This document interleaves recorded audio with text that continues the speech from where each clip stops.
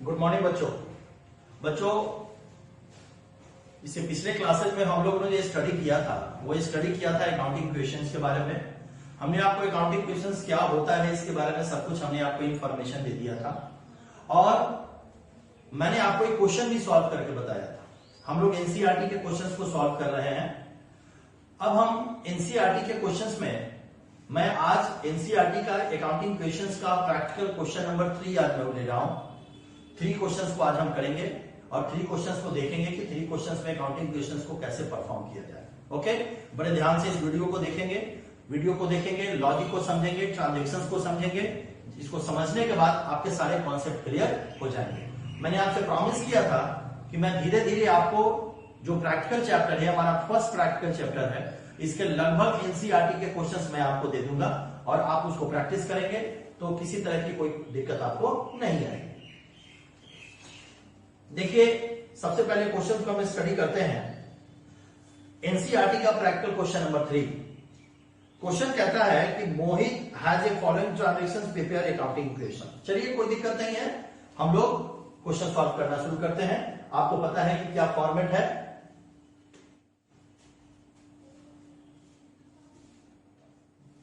Practical question number 3 हम format बनाते हैं। फॉर्मेट में मैंने आपको कहा था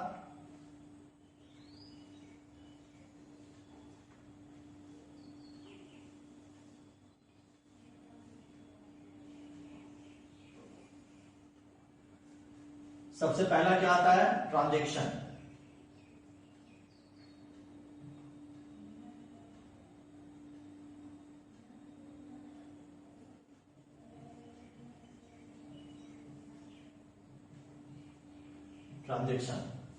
ट्रांजैक्शंस के बाद हम लोग लेते हैं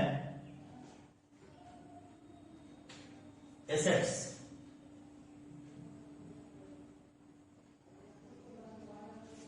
इक्वल टू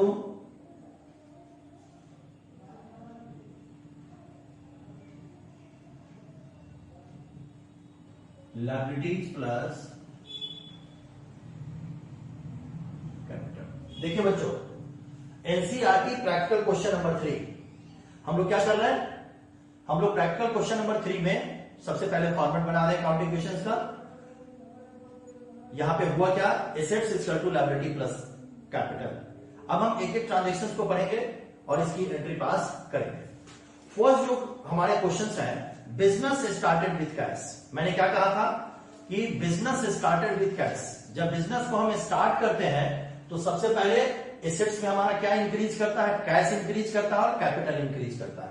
चलिए देखते हैं एसेट्स में हमारा क्या इंक्रीज करेगा। यहां पे कॉलम बना लेंगे कैश और अमाउंट हमारा कितना है, अमाउंट हमारा 1,75,000। यहां पे दिखा देंगे 1,75,000 इक्वल टू लायबिलिटी हमारा क्या है, 0 है, प्लस 1,75,000। देखिए जरा ध्यान से, इंपैक्ट को समझना होता है बस। Practical question number 3 NCERT impact को समझना होता है कि बिजनेस हमने स्टार्ट किया तो उसका इंपैक्ट कहां कहां पड़ेगा, कैश पे पड़ेगा और कैपिटल पे पड़ेगा। चलिए, ये बात समझ में आ गई आपको। अगला क्वेश्चन देखते हैं। नेक्स्ट कहता है कि परचेज गुड्स फ्रॉम रोहित से एक गुड्स को क्या किया गया है, परचेज किया गया है। तो देखिए इस ट्रांजेक्शन में क्या है, इस ट्रांजेक्शन में कस्टमर का नाम दे दिया गया हुआ है।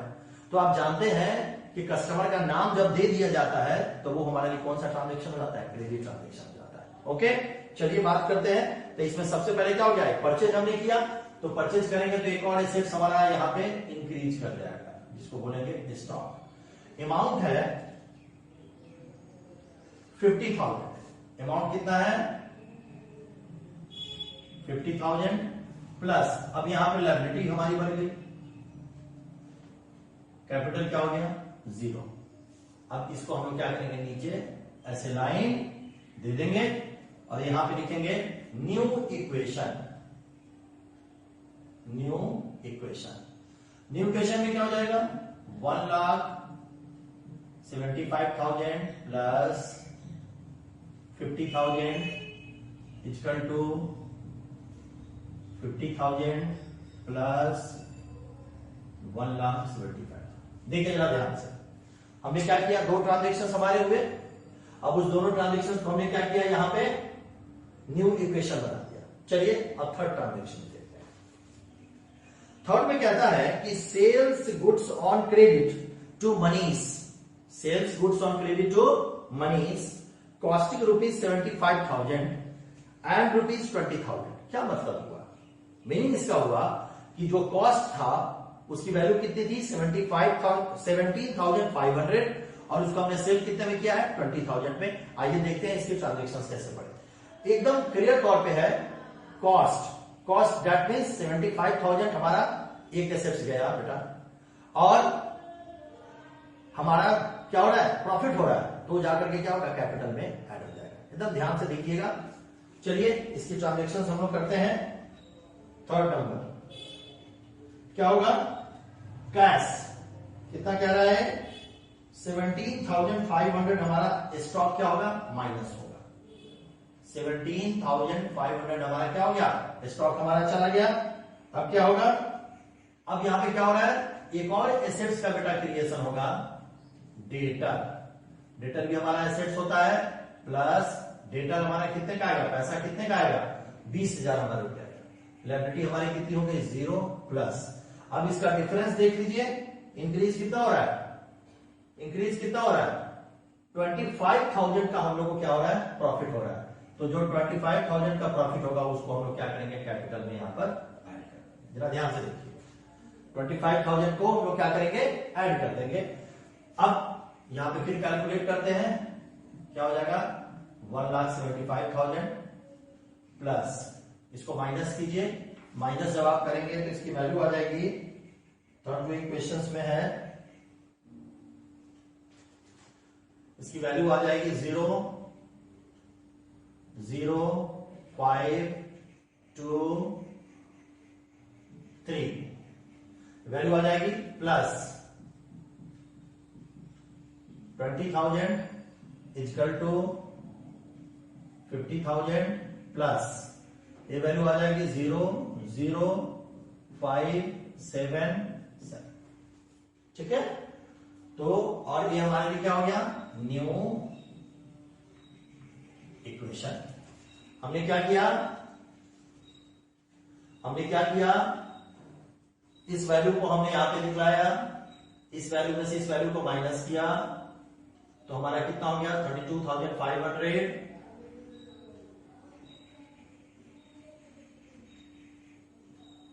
इस वैल्यू जो डेटर अभी क्रिएट हुआ उसको हमने यहां पे दिखलाया, फिर लायबिलिटी हो गई, और यहां जो 2,500 का प्रॉफिट हुआ उसको हमने क्या किया, कैपिटल में ऐड किया, उसकी वैल्यू यहां पे दिखा दी। चलिए नेक्स्ट देखते हैं। नेक्स्ट कहता है कि purchase furniture for office use 10,000। Purchase furniture for office use, office use के लिए हमने क्या किया है, फर्नीचर परचेज किया है। क्या होगा, जब बेटा ऑफिस यूज के लिए फर्नीचर परचेज करेंगे तो एक और एसेट्स का क्रिएशन यहां पे होगा।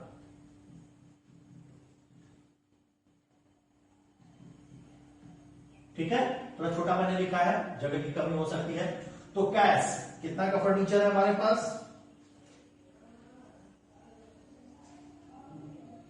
फर्नीचर है हमारे पास 10,000 का।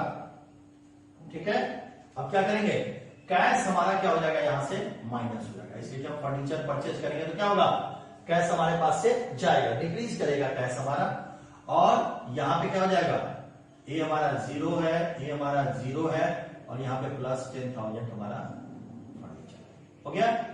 यहां पे 0, यहां पे 0, अब हम इक्वल करते हैं।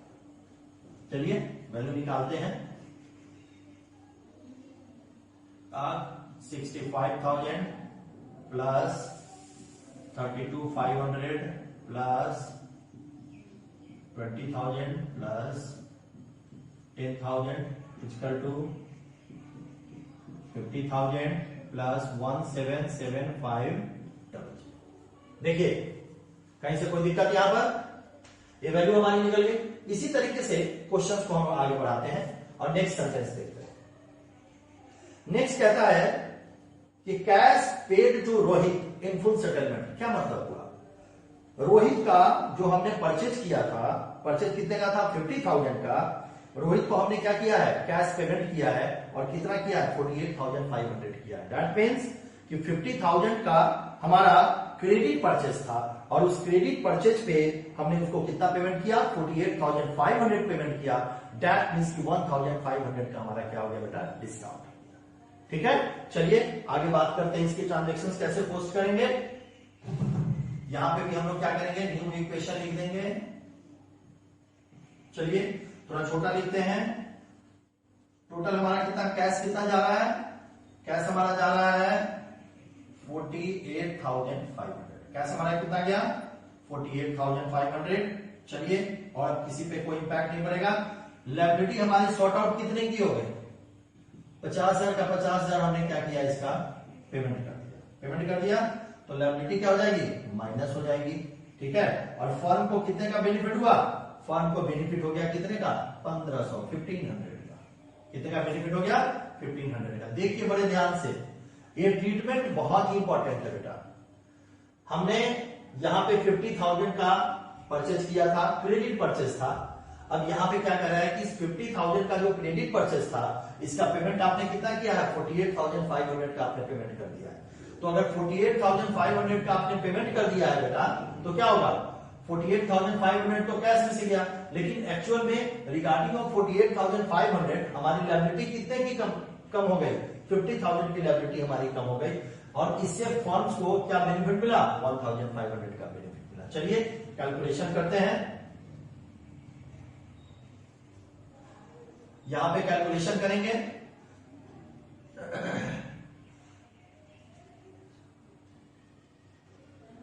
पहले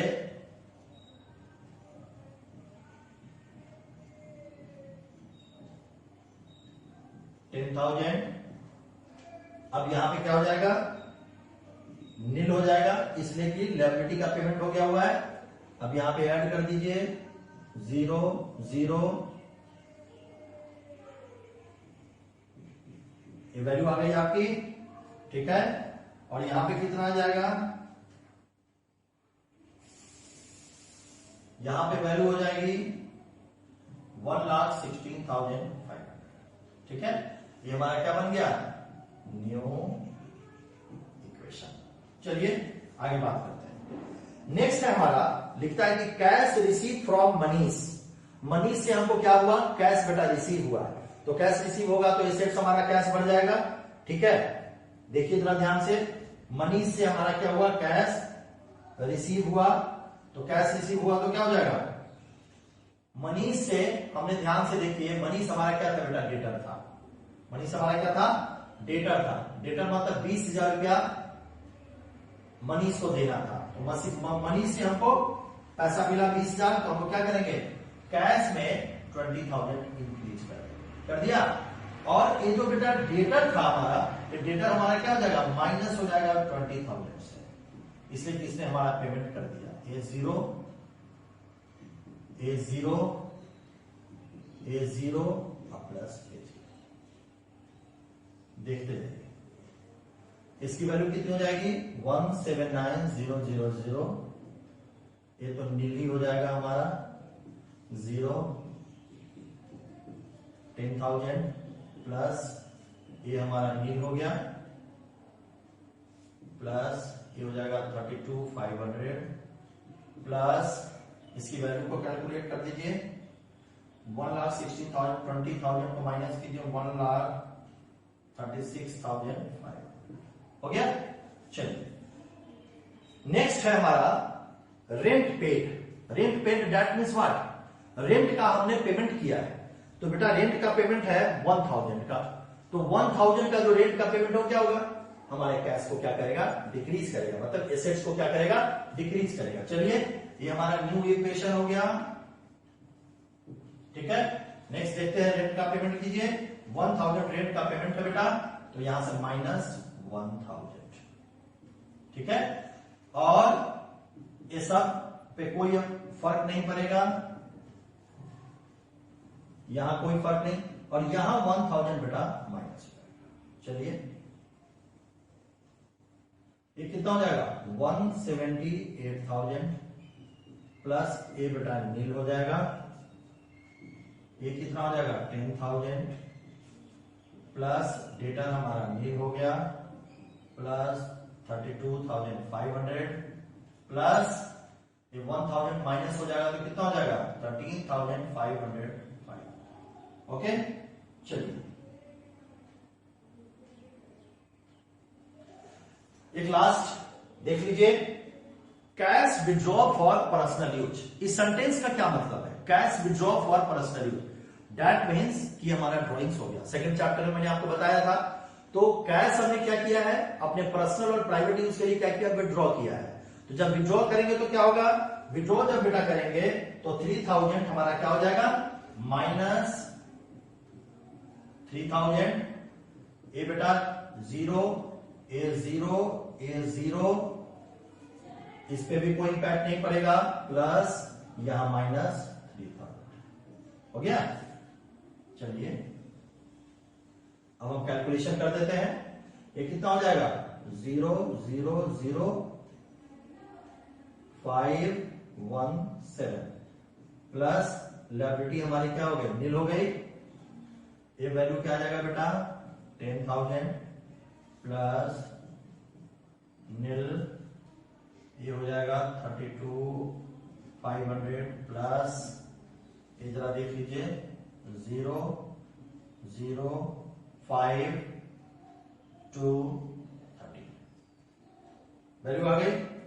अब देखिए ये है हमारा प्रैक्टिकल क्वेश्चन नंबर 3 और ये तरीका है अकाउंटिंग क्वेश्चंस बेटा बनाने का। अकाउंटिंग क्वेश्चंस 11th क्लास के लिए सबसे पहला प्रैक्टिकल कॉन्सेप्ट चैप्टर है, जिसको बहुत एक एक चीजों को ध्यान से देना है। और मैं आपको बार बार कह रहा हूं क्लास में कि आप रट करके क्वेश्चंस को नहीं बनेंगे, बातों को समझिए, क्वेश्चंस को समझिए, सेंटेंस को समझना है और उसके इंपैक्ट को देखना है। जब आप सेंटेंस को समझेंगे, उसके इंपैक्ट को देखेंगे तो आपके कॉन्सेप्ट क्लियर होंगे, ठीक है। और कॉन्सेप्ट को क्लियर करके जब आप परफॉर्म करेंगे अकाउंटिंग क्वेश्चंस को, तो कहीं भी किसी तरह का कोई भी आपको एरर्स नजर सामने नहीं आएगा। आज के क्लास के लिए इतना ही है बेटा, घर में रहिए, स्वस्थ रहिए, अपनी पढ़ाई लिखाई कीजिए, ठीक है। और नेक्स्ट क्लास में हम एक अगला क्वेश्चन अकाउंटिंग क्वेश्चंस का लेकर के आएंगे। अभी मैं एनसीईआरटी के लगभग क्वेश्चंस आपको करवाऊंगा और एनसीईआरटी के क्वेश्चंस को मैं आपको सॉल्व करवाऊंगा। ओके, आज के लिए थैंक यू।